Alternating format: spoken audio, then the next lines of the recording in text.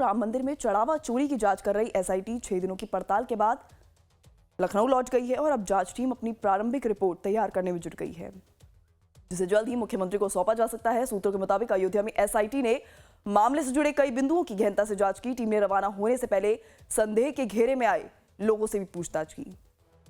जांच के दौरान करीब 70 लोगों से सवाल जवाब किए गए हैं, जबकि 15 लोगों के खिलाफ लिखित बयान भी दर्ज किए जा चुकी हैं। बताया यह भी जा रहा है कि एसआईटी ने चढ़ावे के प्रबंधन, लेखा जोखा और प्रशासनिक प्रक्रियाओं से जुड़े दस्तावेजों की भी जांच की है।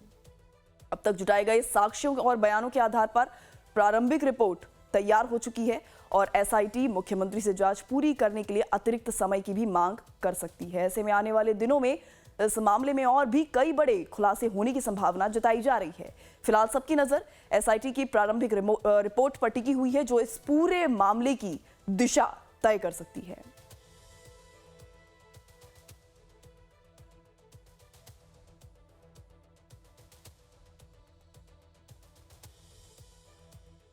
तो ऐसे में आपको बता दें, देखिए सूत्रों के मुताबिक एसआईटी की शुरुआती जांच में अब तक कई गड़बड़ियां सामने आई हैं और बताया जा रहा है कि जिन लोगों से पूछताछ की गई है उनके बयानों और उपलब्ध दस्तावेजों में कई जगह मेल नहीं मिला है।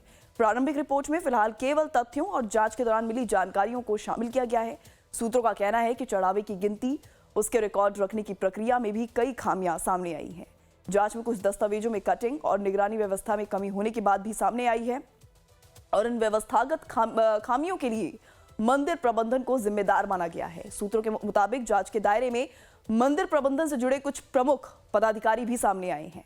इनमें चंपत राय, डॉक्टर अनिल मिश्रा, गोपाल राव के नाम शामिल बताए जा रहे हैं। तो वहीं चंपत राय के ड्राइवर टिन्नू की भी भूमिका को संदिग्ध माना जा रहा है। सूत्रों का दावा है कि चढ़ावे से जुड़े कमरों और व्यवस्थाओं की चाबियां उसके पास ही रहती थी। सूत्रों के मुताबिक जांच रिपोर्ट के आधार पर कुछ लोगों के खिलाफ मुकदमा दर्ज किए जाने की संभावना है। हालांकि अंतिम फैसला एसआईटी की पूरी रिपोर्ट और सरकार के स्तर पर समीक्षा के बाद ही लिया जाएगा।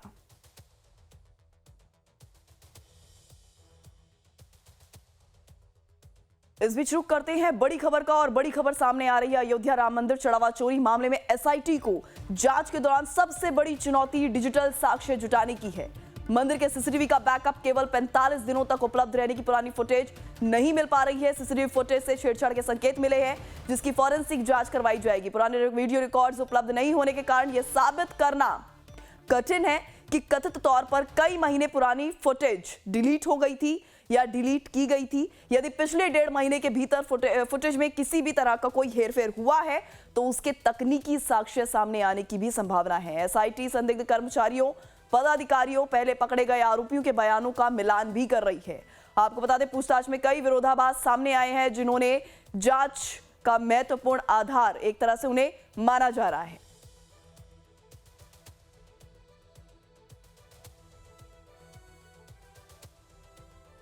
तो वहीं इसी पर ज्यादा जानकारी के लिए हमारे साथ जुड़ रहे हैं लखनऊ से हमारे संवाददाता राजीव ओझा। राजीव, जिस तरह से देखा जा रहा है प्रारंभिक रिपोर्ट, अभी तक मामला सामने आया कि प्रारंभिक रिपोर्ट तैयार हो गई है और आज एसआईटी ये प्रारंभिक रिपोर्ट सीएम योगी आदित्यनाथ को सौंप सकती है। किस तरह की जानकारी सामने आ रही है?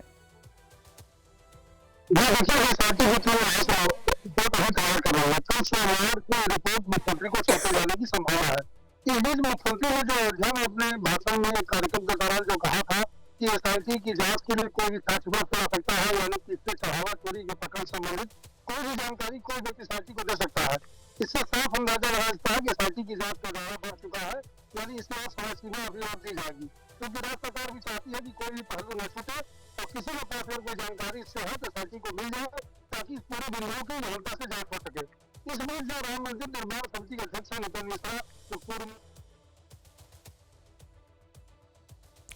ठीक है राजीव, आपका रुख करूंगी, लेकिन उससे पहले तमाम जानकारी जो सामने आ रही है फिलहाल जांच से जुड़ी, क्योंकि जिस तरीके से एसआईटी की लगातार जांच चल रही है और अब तक कई बड़े खुलासे हो चुके हैं।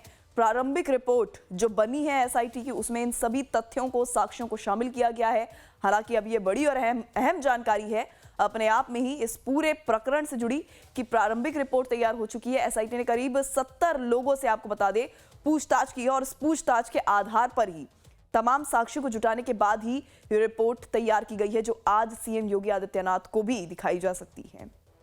ऐसे में आपको बता दें, राम भक्तों का चंदा जो चोरी होने का मामला फिलहाल सामने आया है, इसमें अब तक जो बड़े खुलासे हो चुके हैं या जो बड़ी अपडेट सामने आ रही है वो भी आपको बता दें। तो दरअसल जो आरोप लग रहे हैं, सबसे पहले आरोपों को समझिए कि इसमें आरोप है कि चढ़ाए गए गहनों और सोने चांदी के जो गहने जेवरात हैं उनमें हेराफेरी हुई है। गर्भगृह के प्रभारी केडी तिवारी पर इसके गंभीर इल्जाम लगे हैं। गर्भगृह मंदिर की वो जगह होती है जहां पर हर किसी को जाने की अनुमति नहीं होती है। हालांकि चंपत राय की भी इसमें एक अहम भूमिका सामने आई है और उनके ड्राइवर रहे टिन्नू यादव के को भी एक तरह से उनको उसकी जो भूमिका है वो संदिग्ध बताई जा रही है। ट्रस्ट ने पुलिस से शिकायत की है। चढ़ावे की गिनती की सही निगरानी नहीं की गई अनिल मिश्रा की तरफ से। हर ठेके में कमीशन लगाया गया, सिफारिशी लोगों को गिनती के काम में रखा गया। इस तरह के आरोप जो है अनिल मिश्रा पर लगे हैं। वहीं तीसरे इस पूरे प्रकरण में जो सबसे बड़े आरोपित बताए जा रहे हैं गोपाल राव, उनके ऊपर भी इस तरह के आरोप है कि एक रिश्तेदार भी मंदिर में, उनका एक रिश्तेदार जो था वो मंदिर में काफी एक्टिव था। मंदिर निर्माण सामग्री चुनने में उसका अहम रोल था। तो ये जो जानकारी है, ये जो आरोप है गोपाल राव को लेकर लगते नजर आ रहे हैं। तो ऐसे में ये तमाम जो आरोप हैं इन तीनों पर ही लगते नजर आ रहे हैं। हालांकि अब ये तो एसआईटी की रिपोर्ट ही तय करेगी कि आखिर अब तक की जांच में कौन कितनी संदिग्ध भूमिका में है। ऐसे में राजीव हमारे साथ तमाम जानकारी हम तक पहुंचाने के लिए जुड़े हुए हैं। राजीव, जिस तरीके से गोपाल राव, चंपत राय, इनकी एक तरह से संदिग्ध भूमिका यहाँ पर सामने आ रही है, किस तरीके से अभी फिलहाल एसआईटी की जांच चल रही है और आगे किस तरह से ये जांच चलने वाली है, क्या कुछ जानकारी है राजीव?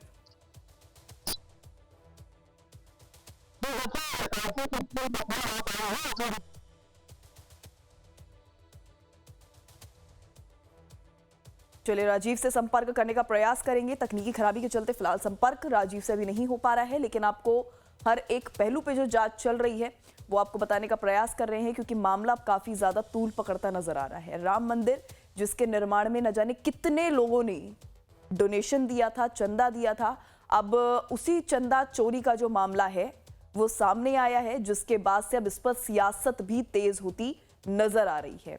ऐसे में अखिलेश यादव, जिन्होंने बीजेपी सरकार को इस पूरे प्रकरण में आड़े हाथों लिया है, तो वहीं सीएम योगी आदित्यनाथ भी अखिलेश यादव पर बरसते नजर आए हैं। तो यानी अब कुल मिलाकर राजनीतिक मामला ये पूरी तरह से बनता नजर आ रहा है। लेकिन वहीं दूसरी तरफ प्रशासनिक तौर पर अगर बात करें तो देखिए, इस पूरे मामले की गंभीरता को देखते हुए एसआईटी का गठन कर दिया गया है। एसआईटी में तमाम जो अधिकारी हैं, दिग्गज एक्सपीरियंस्ड अधिकारियों को इसमें शामिल किया गया है, जो इस पूरे मामले की गहनता से पड़ताल कर रहे हैं। और अब तक की पड़ताल में आपको ये भी जानकारी दे दें कि 70 लोगों से पूछताछ की जा चुकी है।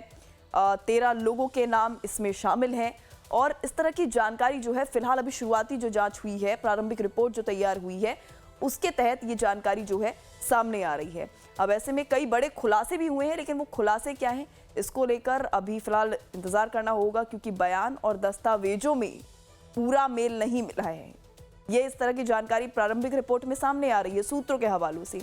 अब देखने वाली बात होगी कि प्रारंभिक रिपोर्ट जब पूरी तरह से खुलकर सामने आती है तो उसमें कौन से चेहरे बेनकाब होते हैं।